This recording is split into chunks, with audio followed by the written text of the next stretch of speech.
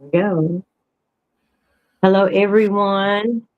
Thank you for stopping by Francine Jan's Weekly Herb. We love it. We love it. So and damn, I got lost. You can tell we're unscripted. Yes, very unscripted. Extremely unscripted. Oh, but that's okay. We're gonna wing it. I mean it. You know. This week we are going to talk about Clover. I'm going to talk about the benefits and the uses, and this time Jan's going to pick up the spiritual side of it. So if you guys have any questions, just go ahead and drop them in chat, and we'll try to get them answered. So I don't have any purple clover. Purple clover is not rare, but scarce. But white clover grows everywhere. It is all over my yard. So first we're going to talk about some identification. So these are made up of like little, what they like to call bean pods.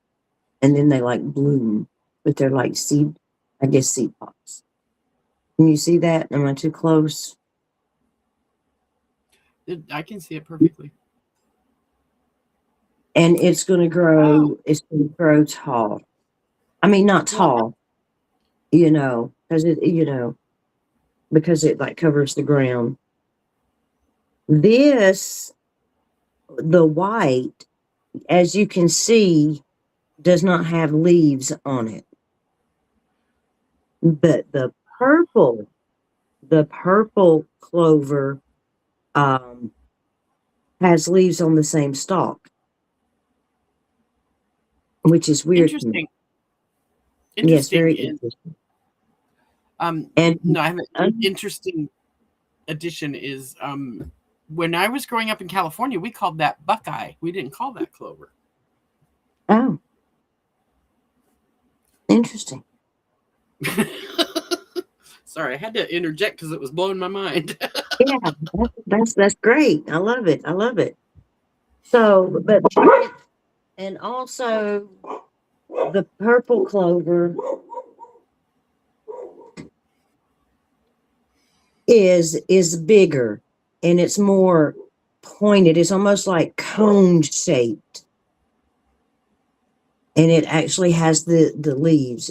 I mean, it has, grows like that too, but it actually has the leaves on the stalk. I don't have any of that. I know where there's some at, but by the time I got my way over there, they would be expired. So, All right. So, unlike the dandelion, where the dandelion stalk is hollow, these are solid. And they're round. They're not, square or anything like that. However, the leaves are unique. So this is in the, what did I,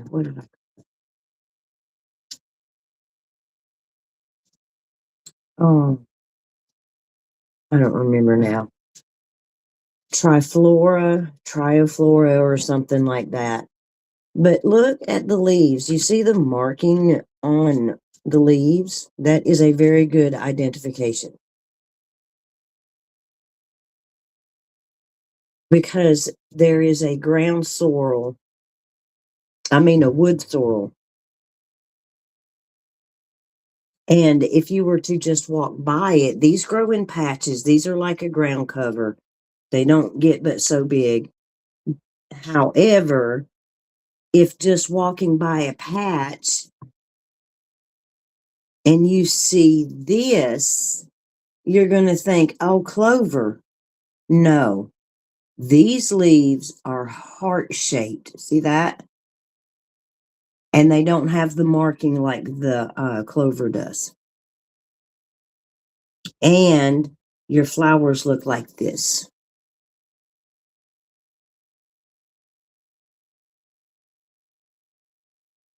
So I just wanted to show you that so you guys would know the difference.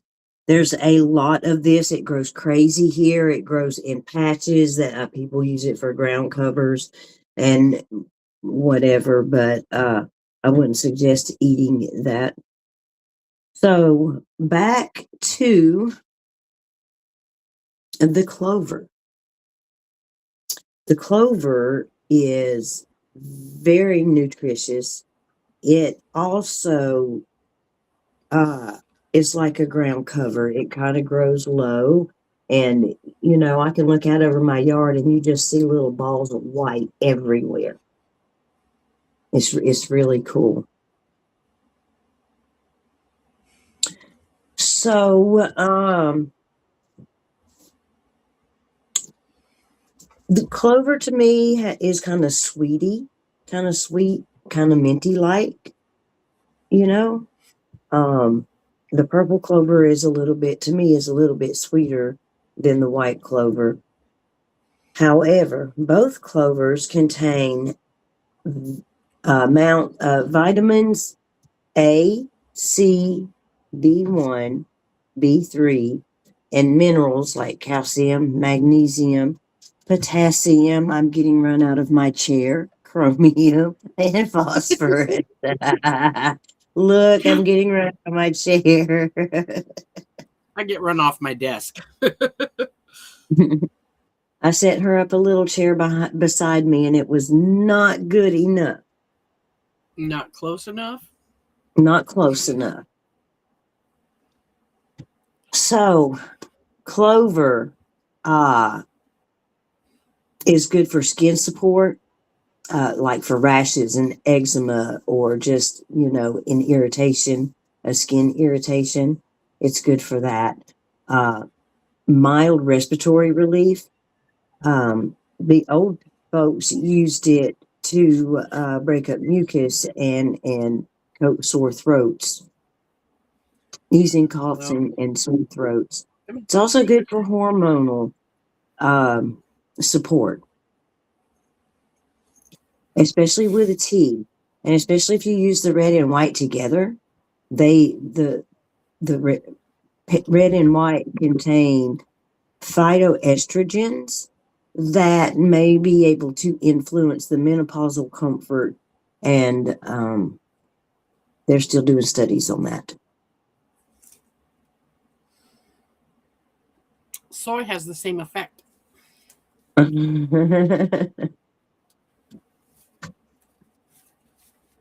So before consuming or anything like that, or making a diagnosis or anything like that, we are not doctors. These are benefits that could be benefits. Please go see someone. Go see a doctor and get diagnosed. I wanted to throw that disclaimer out there. So, in light of that, I do have a tea blend that I use for hormonal balance and just general balance, and I use both clovers, and I add a few other things to it. I didn't bring my book in here.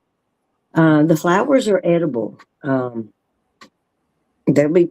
Sometimes I'll just walk outside and I'll find a nice big fat one and I'll just pluck it and eat it. And my people will look at me like, what?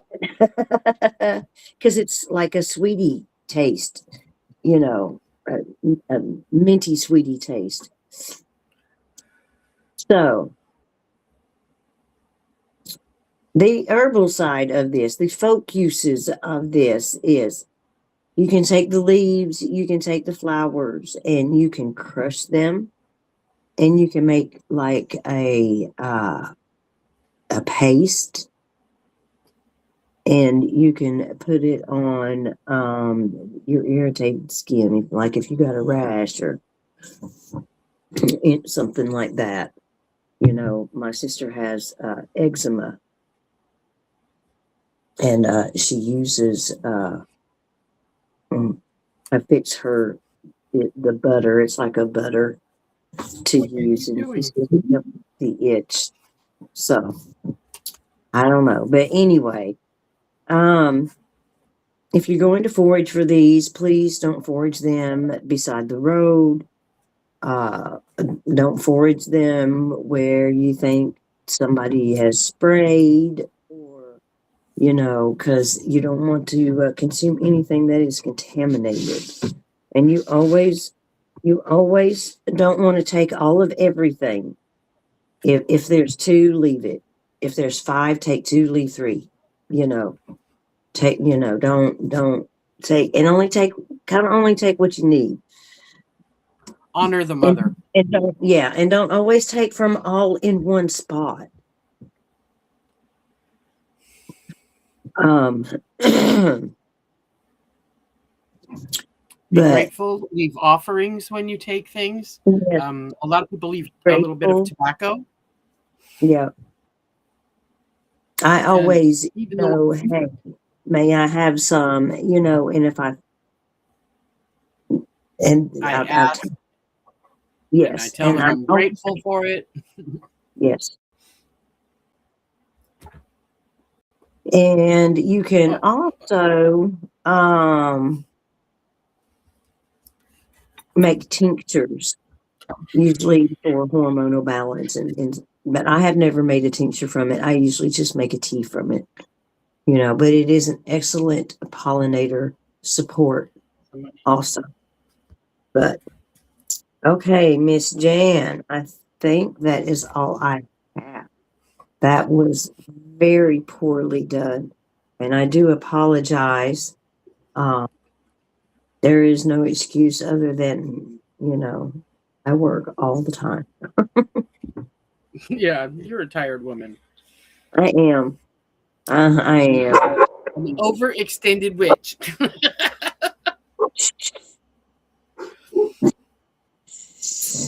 uh, okay, so Clover has long occupied a space between the natural and the mystical, rooted as much in soil as it is in symbolism.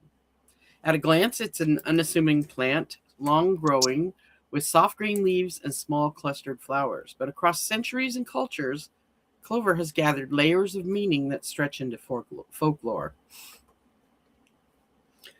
Pagan belief and quiet superstition.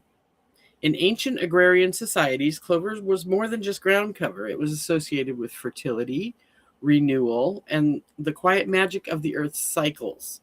Because it thrives in a variety of conditions and enriches the soil by fixing nitrogen, clover became a subtle emblem of life's resilience. Early pagan traditions, especially those tied to nature worship, viewed such plants as manifestations of the earth's spirit, living symbols of balance between growth and decay.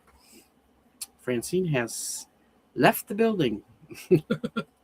The most famous variation of clover is the four-leaf clover. It carries an aura of luck that borders on the supernatural. Most people think that a four-leaf clover is a mutant, something that just pops up every once in a while in three-leaf clovers, but that's not the case. Four-leaf clover is an actual separate species. Excuse me, mister. May I interrupt you for a moment? Yes, you may. To tell you this earlier, I've lost my damn chair. I meant to tell you this Scoot the dog earlier. over and take the dog's chair. No, right? There are over 19,000 different species of clover. Yes. There are so many species of damn near everything on this planet that people don't realize. Oh, yeah. I mean, just because you know the one that's familiar to you does not mean you know all of them. Right. I couldn't remember all of them. Who could? I know. That's what journals are for. Yeah. Speaking of which, my bag with the old witch shit in it came today. Oh, nice. She got a foraging bag. I'm so jealous. Of course, I don't have much to forage in the desert because the things that we can forage for here, we shouldn't. Right. Have to leave those for the native people. The most famous variation, the four-leaf clover, carries an aura of luck that borders on the supernatural. While most clover leaves appear in sets of 3, the rare fourth leaf has been interpreted as a sign of favor from unseen forces. In medieval European folklore, I'm sorry, I need a sip. Take a sip. Each leaf was said to represent something intangible yet deeply desired: faith, hope, love, and luck. Finding one was thought to thin the veil between the physical world and the spirit realm, or the ability to perceive hidden truths. Some traditions even claimed that a four-leaf clover would ward off malevolent spirits and reveal fairies. The more common three-leaf clover holds symbolic weight, especially with pre-Christian pagan systems that emphasized triads. Many ancient belief systems saw power in the number of 3: birth, life, and death, land, sea, and sky, maiden, mother, and crone, and clover's natural structure seemed to mirror these sacred patterns, making it a plant of quiet spiritual alignment. Rather than an anomaly like its four-leaf cousin, the three-leaf clover represented harmony with natural law. Clover's association with magic is not always dramatic or overt. It belongs to a softer, more subtle kind of enchantment, the magic of everyday life. It grows in lawns, fields, roadsides, often overlooked, yet it quietly nourishes ecosystems and supports pollinators like bees. This duality, common yet meaningful,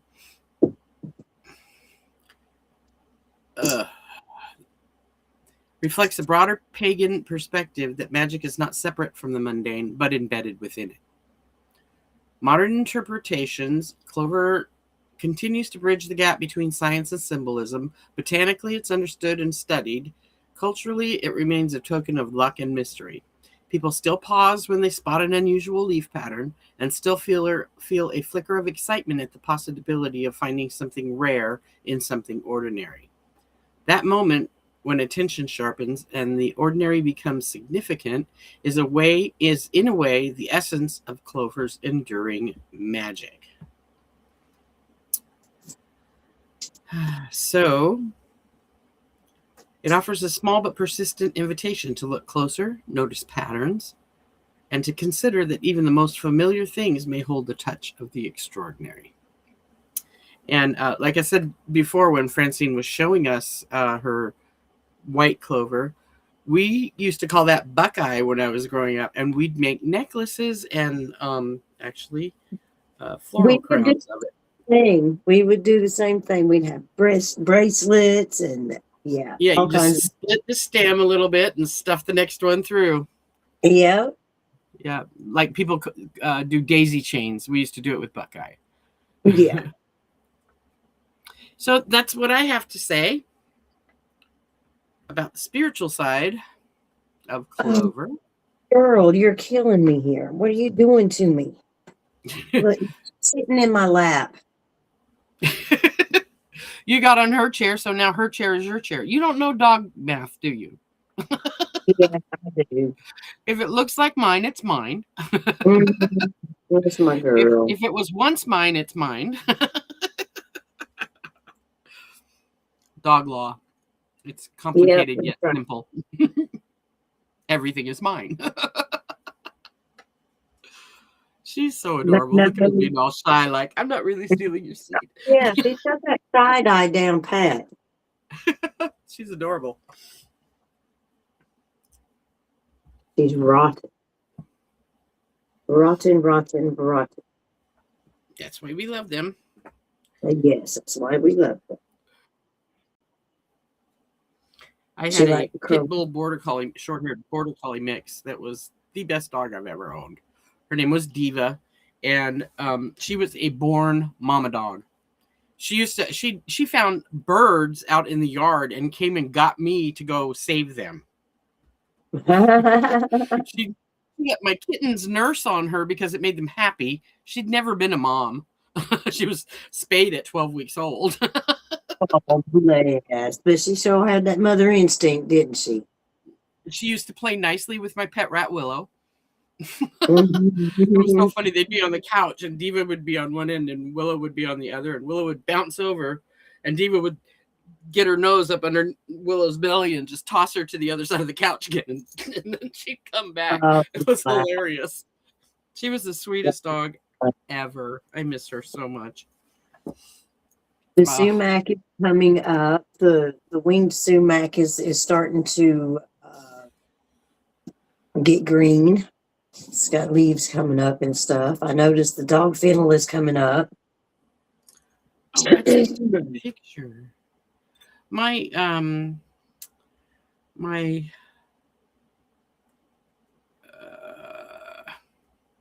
I am just having a really hard time with my brain right now.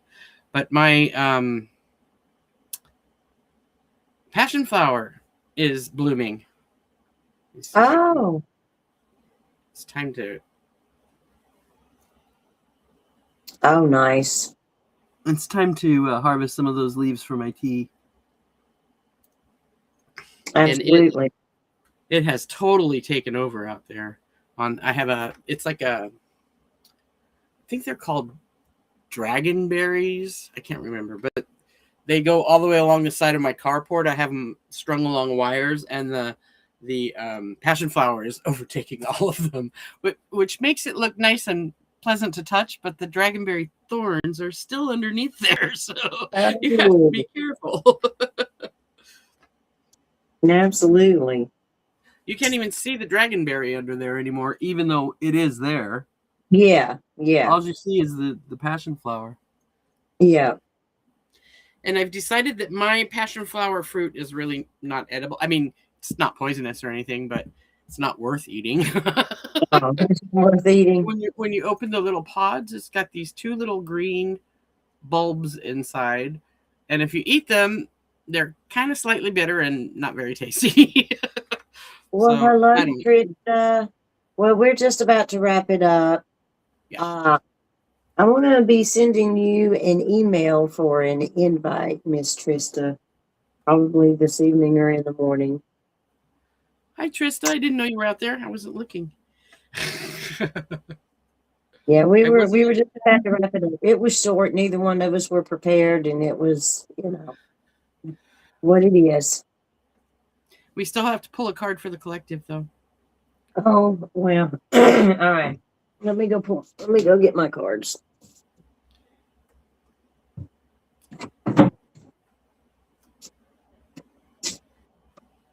Hi, Trista. We're just going to pull a card and then we're going to be done if you want to stick around for it.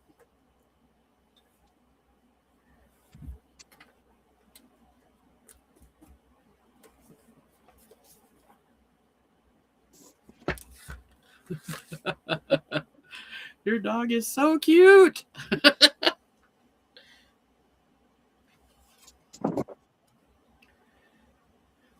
Oh, Trista, I got run out of my chair.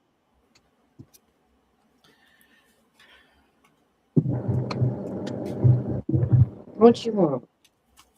I got nothing. I got nothing.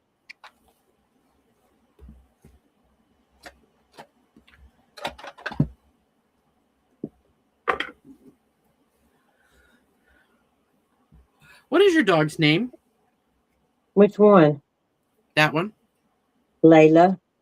Layla. He's so cute.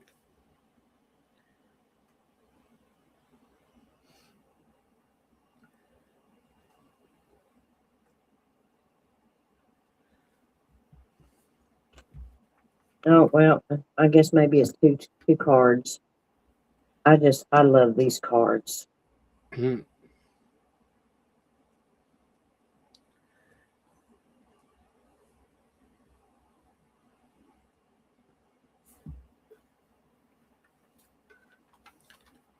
I'm pulling from two decks, so I know I'm getting two cards. I can't do a reading with just one card. It doesn't mean anything. Yeah, it's hard for me to pull one card. I gotta have at least 2 or 3 or whatever comes out. Or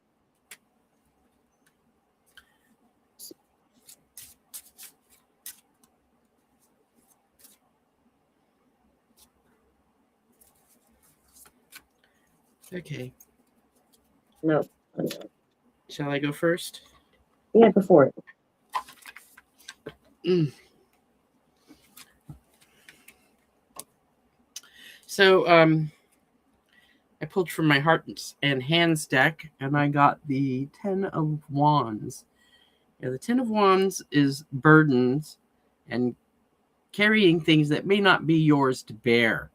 So, with everything that's coming out on this or in this world right now, make sure that your burdens that you are carrying belong to you, because there's enough to carry for yourself. It's funny that you pulled that because I pulled the ankle. Oh, I love that deck you have. That is so cool. Okay, and then the second card I pulled is from my Grimoire of Shadows, and it says, your inner light never fades. When you remember who you are, even the darkest night becomes radiant. Oh, I'm not even putting it where you can see it. Even the darkest night becomes radiant. So, remember who you are. Remember what is yours, and remember who you are. And that's what I have for us. I pulled the ankle, and it says, inflexibility, wrong steps, tread softly, unexpected twist, quick to change. Change takes time, for one. Tread softly in the direction that you're going, the burdens that you're carrying. Tread lightly. Be aware of the circumstances. Be aware of where you're going. Be aware of yourself. Be true to yourself, no matter what. And then I pulled nerves, being sensitive, wired, pain, stress. Again, there's that alert and that awareness. Watch where you're going. You know, but let me show you. God, I love that deck. It is so pretty. That's gorgeous. So move forward, tread lightly, and be alert, be aware of your surroundings, be aware of what's going on, be aware of where you're going. And be aware of who you are. Be aware of who you are. Be responsive to yourself. Well, thank you, Francine. That was wonderful. You're welcome. That was wonderful. I love this deck too. I instantly made a connection with it. The colors remind me of your altar cloth behind you. Oh. The colors are the same. Yeah, the colors are all the same, except that's a white background and that's a black one. That's cool.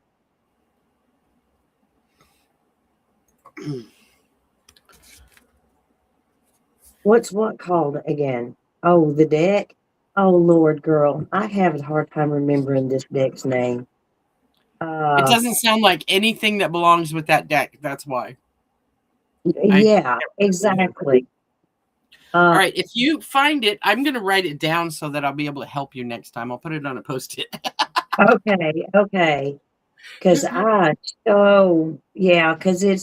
it's almost like got nothing to do with the deck itself. Yeah, the name of the deck has almost nothing to do with the deck. Right. But I will find it and we will post it. I'll send it to you in email or something. Okay, and then I'll just have it here for the next time somebody asks. So, yeah. So, Jan, I want to do something different with this, with the Mystic Round Table. Mm-hmm. I don't What do like you where want to do? it's going so far. I don't. I just. I don't feel like it's the right direction. I Okay. want to the round table, but I want to do something different with it. You know, like Hmm. with new subjects and talk about spiritual stuff and witchy stuff and tarot and instead Okay. of flying with questions and I can't do that. That's We not can talk me. about this backstage. Okay. Okay. All right. All right, Sorry about Tristan. It was a good sleep for you, dear. yeah. Glad to be. Bless. Oh, here. Let me see if I can get my big. Oh my gosh. Oh, you are very welcome, Trista. Be looking for an email from me. Sorry. And I hope y'all enjoyed the little bit about Clover. And we'll catch y'all next week. It'll be You know what? Jan's We turn. forgot to talk about what we have coming up. Oh, what do you have coming up, Miss Jan? Well, next Sunday I'm going to be on the Newbies with Scott Scorpio Tarot, and I have started a new direction on my channel. Well, at least a new series. I'm going to be doing a series on fermentation, and I have started a Ko-Fi shop so that I can get tips because all of the stuff that I'm having to buy for all of the things that I do in my kitchen get kind of expensive. And I want to help people prepare for the harder times that are probably coming, especially with this war and stuff. I know we don't usually get political, but it's coming. And while we can afford the vegetables, we should probably preserve as much as we can. So I'm starting a fermentation series. And my first one I filmed yesterday, and then the new camera that I got to film them was off on the last segment, so I had to wipe the whole thing. I got to do it over again. So gotta go get some more cabbage. But I'm going to film fermenting apples today. So Awesome. that's what I'm up to. Um, And all my stuff with you. right. So we do our weekly herb with Fran and Jan, and that'll be coming up next Tuesday. Sundays are still kind of up in the air, and we're putting a twist on the Mystics Roundtable, which will be coming up Thursday. And we have free range Fridays. Oh yeah, and we have free range Fridays, but we're doing free range Fridays will be at 11 p.m. Eastern time. It'll be a bit later than what our normal streams have been. Which is So yeah, 8 p.m. Pacific. Thank goodness for me, because if it was 11 for me, I don't know if I'd make it. I I don't know know. how Right? you're going to do it. I don't know either, but I'm going to try. So man, we'll talk about it backstage. Sherry's slumber party. Man, you know how long it's been since I've been up that late. And you want to try that every Friday. We'll see. All All right. right. So thank everyone for Thank you, coming. everyone. Please hit that like and subscribe, and I will see y'all hopefully on Thursday. Blessed be.